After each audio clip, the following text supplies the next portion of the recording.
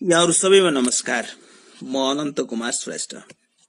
मेरो पहिलो कविता संग्रह एउटा कथा मेरो देशको जुन 2059 विक्रम सम्वतमा प्रकाशित भएको थियो र त्यस कृतिको एउटा कविता देश कोरिरहेछु। म यो अहिले यहाँहरु सबैलाई वाचन गरेर सुनाउन गइरहेको छु।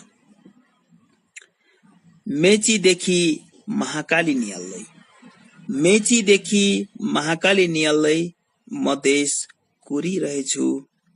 मेचीदेखि महाकाली नियाल्दै म देश कोरिरहेछु। म त्रसित छु, भयभीत छु, म त्रसित छु, भयभीत छु। मलाई सम्भावित अनिष्टको संकेतले सताउन थालिरहेछ। मलाई सम्भावित अनिष्टको संकेतले सताउन थालिरहेछ। कतै कतै सगरमाथाले कोशी हुनुपर्ने त होइन, कतै सगरमाथाले कोशी हुनुपर्ने त होइन, कतै सारा नेपालीले महाकाली हुनुपर्ने त होइन, कतै सारा नेपालीले महाकाली हुनुपर्ने त होइन।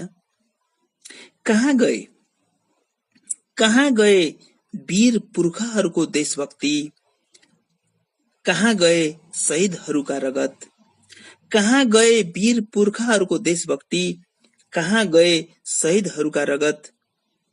सायद सायद यहाँ पुर्खाको देशभक्तिमा देश बेच्नेको होडबाजी छ। सायद यहाँ पुर्खाको देशभक्तिमा देश बेच्नेको होडबाजी छ।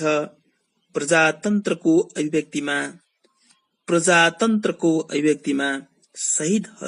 शहीदहरूको रगत पिउनेको होडबाजी छ। शहीदहरूका रगत पिउनेको होडबाजी छ। मेचीदेखि महाकाली नियाल्दै म देश कोरिरहेछु। मेचीदेखि महाकाली नियाल्दै म देश कोरिरहेछु। कतै भन्नु नपरोस्, कतै भन्नु नपरोस्, एकादेशमा एउटा नेपाल भन्ने देश थियो भनेर। एकादेशमा एउटा नेपाल भन्ने देश थियो भनेर। मेचीदेखि महाकाली नियाल्दै म देश कोरिरहेछु, म देश कोरिरहेछु। धन्यवाद।